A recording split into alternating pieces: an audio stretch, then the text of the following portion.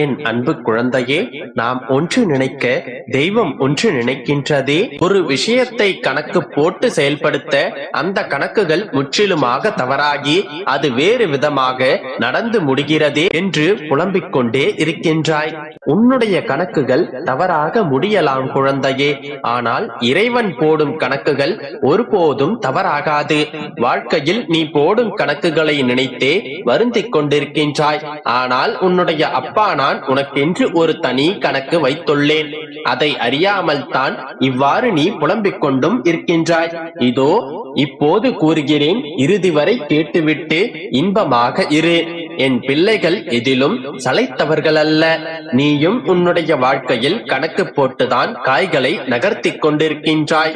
எத்தனை சோதனைகளையும் எத்தனை சிக்கல்களையும் உன்னுடைய கண்முன்னே நீ கண்டாலும் சாமர்த்தியமாக யோசித்து சமாளித்துக் கொண்டுதான் இருக்கின்றாய். அந்த வகையில் நீ அதிபுத்திசாலிதான் மகனே. ஆனால் உன்னுடைய கணக்குகளின் முடிவு தவறாக வரும்போதுதான் சோர்ந்து போய் உட்கார்ந்து விடுகின்றாய். உன்னுடைய வாழ்க்கையை எப்படி கொண்டு செல்ல வேண்டும், எந்தெந்த நிகழ்வுகளை நிகழ்த்தி உன்னுடைய எதிர்கால வாழ்க்கையை சீராக்க வேண்டும் என்றெல்லாம் நான் ஒரு கணக்கு வைத்திருக்கின்றேன். அதன்படியே எல்லாமும் நடந்து கொண்டிருக்கின்றது. நடப்பதெல்லாம் உனக்கு சிக்கல்களாக தோன்றலாம். ஆனால் நானோ சிக்கல்களை எல்லாம் சீரமைத்துக் கொண்டுதான் இருக்கின்றேன். இறைவனின் கணக்கை அவ்வளவு எளிதாக புரிந்து கொள்ள முடியாதல்லவா? எவ்வளவு சிக்கல்களாக இருந்தாலும் என் கணக்கின் முடிவு என் பிள்ளையின் வெற்றியில் தான் முடியும். தவழ்ந்து கொண்டிருக்கும் என்னுடைய பிள்ளையை தாங்கி பிடிப்பதற்காகவே அத்தனையும் நடக்கின்றது. நான் உன்னுடைய அப்பா, உனக்கான தேவை அனைத்தையும் பார்த்து கொண்டிருக்கிறேன் என்று ஒவ்வொரு நிமிடமும் என்னுடைய வார்த்தைகளால் உனக்கு உணர்த்தி கொண்டிருக்கின்றேன் அல்லவா? ஆனால் நீயோ மறுபடியும் எல்லாவற்றையும் உன்னுடைய தலையில் சுமந்து கொண்டு அதையே நினைத்துக் கொண்டு புலம்பிக் கொண்டும் இருக்கின்றாய். முதலில் இப்படி புலம்புவதை நிறுத்திவிடு. இவ்வாறு புலம்பி என்ன சாதித்தாய் உன்னுடைய வாழ்க்கையில்? நான் மிகவும் ஏழை என்று சொல்கின்றாய். பணம் என்கின்ற விலை உயர்ந்த காகிதம் உன்னிடம் இல்லாமல் இருக்கலாம். ஆனால் மனம் என்கின்ற விலை மதிக்க முடியாத செல்வம் என் பிள்ளையிடம் இருக்கின்றது. அதை உன்னுள் நீ உணரும் முன்னரே உன்னுடைய அப்பா நான் அறிவேன்.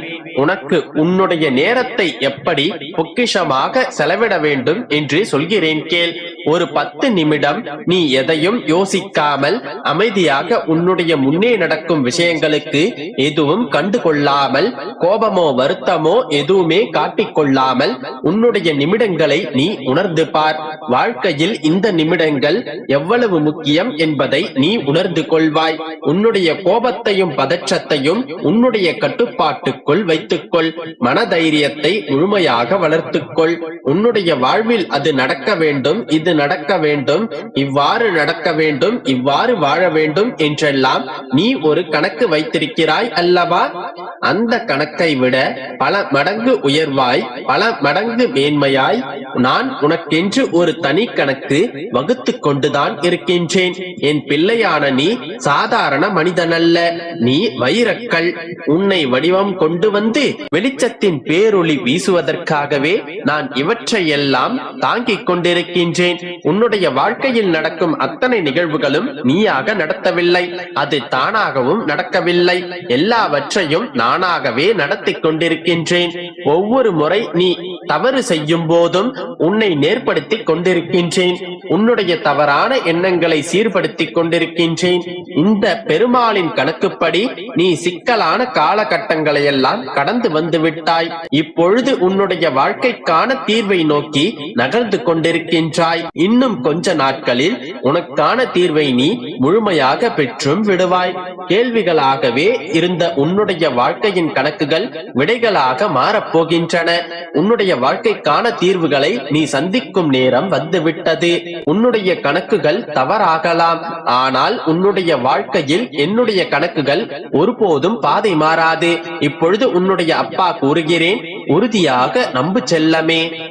எல்லாம் சரியான பாதையில் சரியாகத்தான் நடந்து கொண்டிருக்கின்றது. நீ இப்போது பயணிக்கும் பாதையில் மிக மோசமான மிருகங்கள் இருப்பதை போன்று நீ உணரலாம். மோசமான மனிதர்களையே கூட எதிர்கொள்ள நேரிடலாம். ஆனால் நீ எதை கண்டும் அஞ்சாமல் தைரியமாக உன்னுடைய இலக்கை நோக்கி போய்கொண்டே இரு. நான் அவர்களை எல்லாம் தூக்கி வீசி பந்தாடி விடுவேன். காது மிரண்டால் காடு தாங்காது என்பதை நீ அவர்களுக்கு காட்டும் தருணம் வந்துவிட்டது. நீ விரும்பியதை அடைய உன்னுடைய பயணத்தில் நீ போய்கொண்டே இரு. எல்லாவற்றையும் நான் பார்த்துக் கொள்வேன். உன்னுடைய கஷ்டமான காலகட்டங்கள் முடிந்து விட்டது மகளே. இனி நீ மகிழ்ச்சியான பாதையில் செல்ல இருக்கின்றாய். உன்னுடைய முயற்சி பாதைகள் அனைத்தும் சர்வ நிச்சயமாக வெற்றியடையும். விதைத்த விதையின் காலம் முடியும் போது அது மண்ணை கிழித்து கொண்டு வருவதைப் போல நீ செய்த தவமும் புண்ணியமும் என்றாவது ஒரு நாள் சுடர்விட்டு பற்றி எரியும். அதுவரை சற்று பொறுமையாக காத்திரு. எதுவும் தவறாக நடந்து விடாது. என்னுடைய கணக்கின்படி உன்னை வந்து சேர வேண்டிய எல்லாவற்றையும் ஒரு குறை இல்லாமல் அனைத்தையும் நிறைவாக உன்னிடம் கொண்டு வந்து சேர்ப்பேன். அதுவரை உன்னுடைய கணக்கை நினைத்து நீ பயப்படாமல் இரு. என்னுடைய கணக்கின் மீது நம்பிக்கை வைத்து பொறுமையாக காத்திரு. அனைத்தும் நல்லதாகவே நடக்கும்.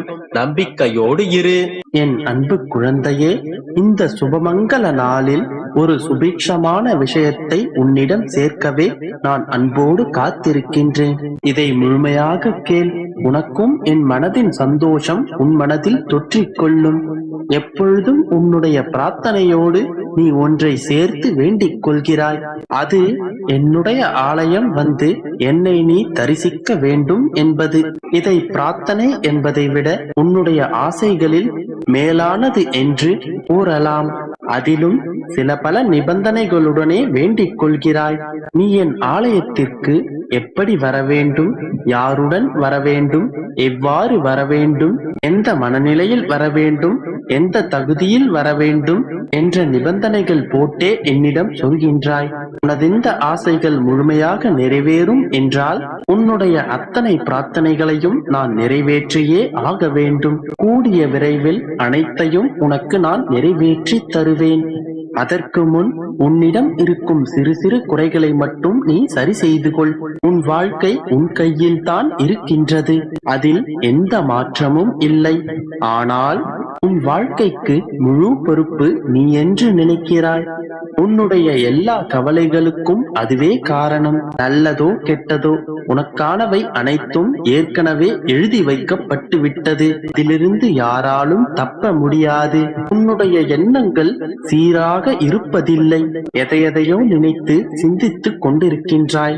வீணாக யோசித்துக் கொண்டே இருக்கின்றாய். உன்னுடைய எண்ணங்கள் திசைக்கு திசை மாறி அனைத்து விஷயங்களையும் உன் தலையில் போட்டு சுமந்து கொண்டிருக்கின்றாய். அந்த வெளிப்பாடுதான் உன்னை இன்று மன அழுத்தத்தில் தள்ளி இருக்கின்றது. அதிலிருந்து மீண்டு வர நீ நிச்சயம் முயற்சிக்க வேண்டும். எந்த விஷயத்திலும் அதீத சிந்தனை, அதீத யோசனைகள் கண்டிப்பாக வேண்டாம். முடிந்தவரை முயற்சி செய். உன் முயற்சி இல்லை என்றால் உன் வாழ்வில் இங்கு எதுவும் நடக்காது. ஆனால் ஒரு கட்டத்தில் உன்னால் முடியவில்லை என்றால் அதையே நினைத்து வருந்திக் கொண்டிருக்காதே. அந்த விஷயத்தை என் பாதங்களில் வைத்து விடு. அன்றோடு அந்த விஷயத்தை நீ மறந்தும் விடு. அந்த நொடி முதல் அந்த நிகழ்வு என் பொறுப்பில் வந்துவிடும். அதன் பிறகு உன் மனம் லேசாகும். அதை விட்டு விட்டு எப்பொழுதும் அழுத்தமான மனநிலையிலேயே இருக்கின்றாய். உன்னுடைய மனதில் இருக்கும் அழுத்தத்தை உன் அப்பா நான் உணர்கின்றேன். என் பிள்ளையான நீ தளரலாமா? நீ துவண்டு போகும் மனநிலையை கொண்ட என் பிள்ளையா? இல்லையே. உன்னுடைய மன வலிமை எத்தகையது என்று உன் அப்பாவிற்கு நிச்சயமாக தெரியும். நீ சாதிக்க பிறந்தவள். மீண்டும் எழுந்து வா. உற்சாகமாக உன்னுடைய வேலைகளை மீண்டும் செய். இன்று முதலே உன் வாழ்வில் நன்மைகள் நிகழத் தொடங்கும்.